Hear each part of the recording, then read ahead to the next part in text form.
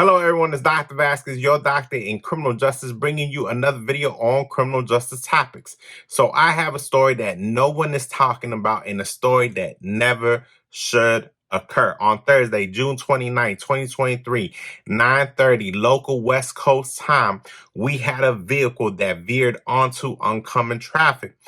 Allegedly, the driver was under the influence. A witness had come forward and identified that driver, I keep saying again, allegedly, had been seen drinking and smoking prior to the accident.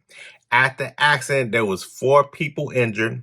There was one that was deceased at the location of the accident, and a 5-year-old son later succumbed to his injuries at the hospital. Stay tuned for what comes next. Out 11, a family devastated after a 5-year-old boy and his grandmother were killed in a violent crash in Van Nuys. The family now saying the man who hit them was driving under the influence when it happened. Eyewitness News reporter Leanne Suter spoke with the family and has the heartbreaking new details for us tonight. Leanne? Mark, the family was on their way to dinner here along this dark stretch of Woodley when their lives were suddenly ripped apart. 2 innocent lives lost. That suspect allegedly driving under the influence. Por favor, ten misericordia de nosotros. A heartbroken mother overcome with grief as she describes the moment she saw her 5-year-old son and her mother lying in the street after a speeding suspect slammed into the car they were riding in. No me veo la vida sin él.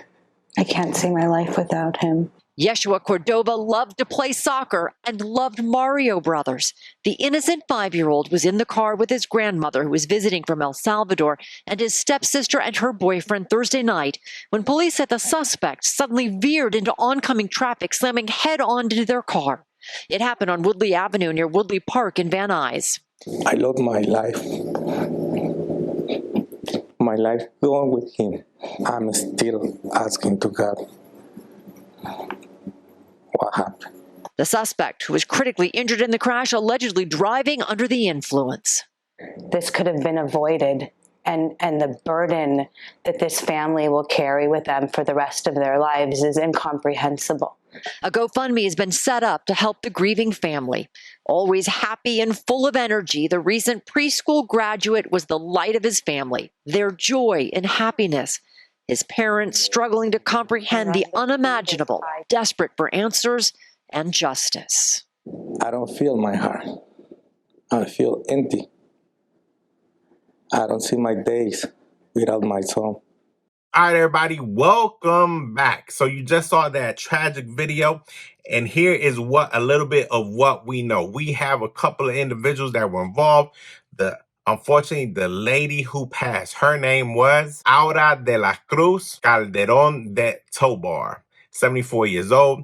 Again, that 5-year-old child, that 5-year-old son, his name was Yeshua Elijah Cardova, 5 years old, once again. So on this night, Thursday, June 29, 2023, Jeshua's family, I think it's either Jeshua or Joshua, I don't know if I'm saying it correctly. They spelled it Y-E-S-H-U-A, so I think it's Jeshua. Joshua and his family were going out to dinner. They took 2 separate vehicles. In one vehicle were his parents, and in the other vehicle was him, his grandmother, his sister, and the boyfriend. So what I don't know is if the vehicle was actually stopped at the light, if the vehicle was moving when they were struck by that vehicle with the DUI driver. So what happened was they made impact. Unfortunately, Joshua and his grandmother were thrown out of the vehicle.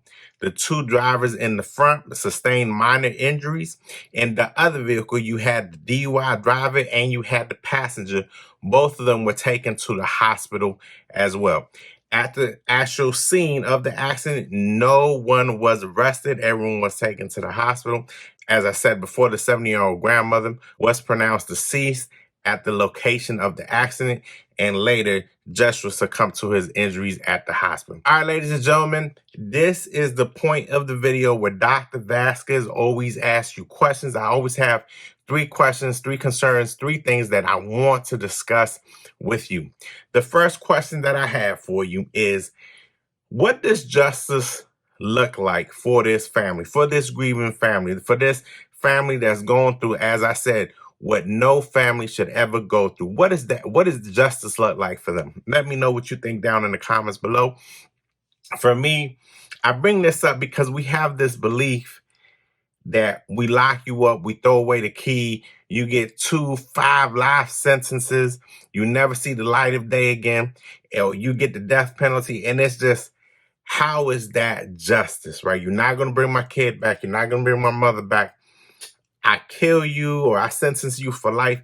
So I don't know. I would like to know from you, how is that just? I mean, this is not the first DUI. This is not going to be the last DUI where someone, unfortunately, passes away. So I just want to know, what does justice look like? Obviously, if somebody did that to me and my family, yes, I would want them to have the death penalty. But does that define justice? Again, justice looks different for everyone else. So let me know what you think down in the comments below. My second question to you is, and I know this is going to start some controversy, should the passenger that was with the DUI driver, and it was a female, should she be held just as accountable? Let me know what you think. I'm going to say yes.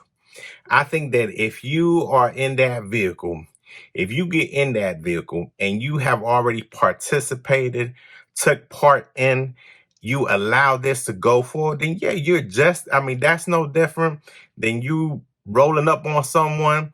It's a group of y'all. If someone passes away, you had something, it would be the same thing. So that's where I'm at with it. Let me know what you think down below. And the third question that I have for you, is, should we hold these alcohol companies, whether that be beer, whether that be liquor, whatever your drink of preference is, should we hold them accountable? For me, I'm going to say no. But what I will say, I find it so ironic. I've always said this to you. Alcohol kills more than any other type of drug. However, we sell it at every sporting event. How many commercials have you seen? I think at the main fights, the boxing, UFC fights, they're on the mat with the big logo on it.